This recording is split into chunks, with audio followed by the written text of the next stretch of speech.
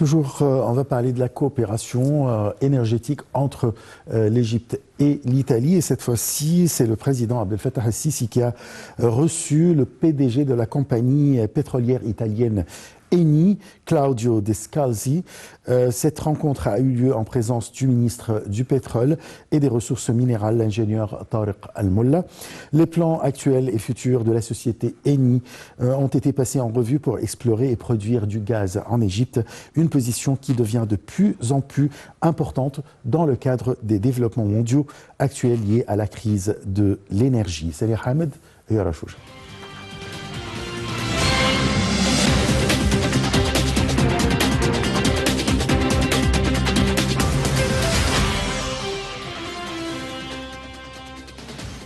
Lundi dernier, le président Abdel Fattah el-Sisi avait reçu le PDG de la compagnie pétrolière italienne Eni, M. Claudio Descalzi, en présence du ministre du Pétrole et des Ressources minérales, l'ingénieur Tariq Al-Molla. M. Descalzi a passé en revue les plans actuels et futurs de la société pour explorer et produire du gaz en Égypte à la lumière de ce qu'elle représente en tant que centre régional de circulation et de production de l'énergie et du gaz liquéfié. Une position qui devient de plus en plus importante dans le cadre des développements mondiaux actuels liés à la crise de l'énergie, compte tenu des opportunités et des potentiels prometteurs dont l'Égypte regorge dans ce domaine.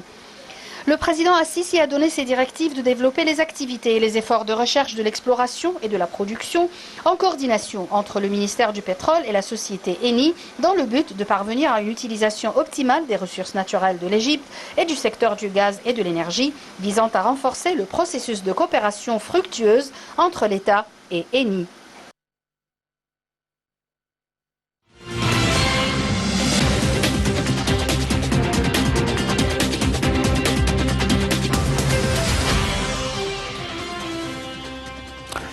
Et pour parler de la coopération entre l'Égypte et la compagnie pétrolière italienne Eni, nous avons le plaisir d'accueillir au bout du fil M. Jean Massiha.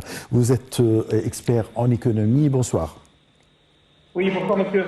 Alors, parlez-nous de la coopération entre l'Égypte et la compagnie pétrolière Eni. Écoutez, je pense que globalement la question du pétrole et des hydrocarbures est une question qui n'a jamais cessé d'être importante. Elle l'est encore plus aujourd'hui avec les conséquences de la guerre en Ukraine et l'inflation majeure qu'il y a sur les prix, mais aussi la rareté des hydrocarbures. Donc effectivement, un pays comme l'Égypte, dont on sait qu'il produit du gaz et du pétrole via le Sinaï, aujourd'hui n'est plus autosuffisant en gaz et en pétrole. Et donc, il doit coopérer, si vous voulez, avec un certain nombre de pays, non seulement pour l'exploitation pétrolière, ce qui se fait déjà, mais également pour les capacités de raffinage et de liquéfaction du gaz. Donc, à cet égard, la coopération entre l'Égypte et les compagnies pétrolières internationales, et notamment les compagnies italiennes, de par leur proximité géographique, est un atout majeur dans la souveraineté énergétique égyptienne. Très bien. Là, on vient d'apprendre qu'il y a une nouvelle découverte que Eni a pu découvrir ici en Égypte il y a quelques jours. Allô? Oui, vous m'entendez? Oui, vous pouvez parler un peu plus fort, s'il vous plaît, parce que je vous entends très mal. D'accord. Alors, parlez-nous de la nouvelle découverte qu'Eni vient de découvrir ici en Égypte. Ben écoutez, c'est une découverte majeure et je pense que l'Égypte, qui, comme je le disais il y a un instant, a déjà une expérience, une grande expérience en matière d'extraction, non seulement à travers son expérience de coopération internationale, mais également une expérience propre, puisque depuis le temps que l'Égypte exploite ses gisements avec la coopération d'entreprises internationales, les Égyptiens ont acquis un savoir-faire en matière d'extraction et d'exploitation des hydrocarbures, et dans un contexte où les besoins de l'Égypte, compte tenu de l'explosion démographique, se font de plus en plus nombreux, je pense qu'il est toujours bon d'apprendre qu'on a découvert des gisements permettant d'accroître l'offre afin de réduire la différence entre une demande croissante et une offre qui nécessairement croît moins vite, et donc à chaque fois qu'on découvre un gisement, eh bien ça réduit d'autant la dépendance énergétique égyptienne vis-à-vis de l'étranger. Comme vous venez de dire qu'il y a eu des répercussions après ou bien dues à la guerre russo-ukrainienne, comment les deux pays ont coopéré pour éviter un problème ou bien une crise énergétique, surtout en Italie? Je pense qu'il y a une sorte de dissymétrie, si vous voulez, dans les rapports qu'entretiennent, si vous voulez, l'Italie avec la Russie et les rapports qu'entretient l'Égypte avec la Russie. C'est un triangle de coopération un peu dissymétrique, dans la mesure où l'Italie est membre de l'Union européenne, comme vous le savez. Oui, bien sûr. Et à ce titre, elle est tenue d'appliquer toutes les sanctions prises à l'encontre de la Russie suite à la guerre.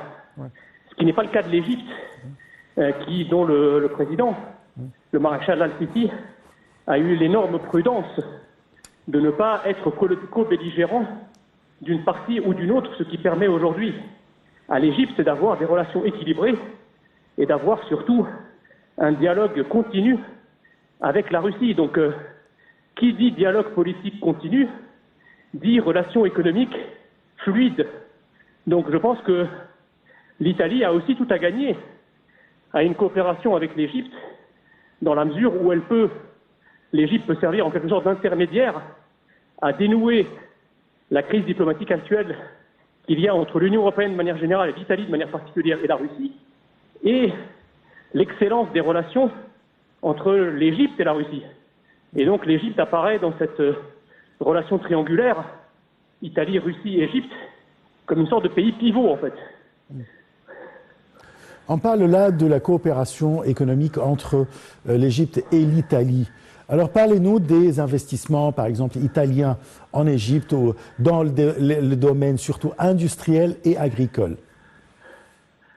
Écoutez, l'Italie, en tant que pays méditerranéen, entretient des relations économiques et commerciales extrêmement nourries avec tous les pays du bassin méditerranéen de manière générale et l'Égypte de manière particulière. Il y a évidemment des liens entre l'Italie et l'Égypte qui remontent à plusieurs milliers d'années. Oui. Et donc, ça crée un contexte extrêmement favorable commercial entre l'Italie et l'Égypte. Et l'Italie est un des pays, un des partenaires principaux, sinon majeurs, de l'Égypte, puisque je crois que le premier exportateur européen en Égypte, c'est l'Italie. Ouais. Donc c'est dire à quel point l'Italie est impliquée dans le commerce, dans la fourniture de produits pour répondre à la demande égyptienne. Et évidemment, comme disait le général de Gaulle, il n'est de politique que de géographie. C'est vrai que la géographie méditerranéenne de l'Italie en fait un pays prioritaire dans les rapports commerciaux bilatéraux. Parfait, je vous remercie beaucoup, Monsieur John Massiha. Je rappelle que vous êtes expert en économie et on se retrouve après une petite pause.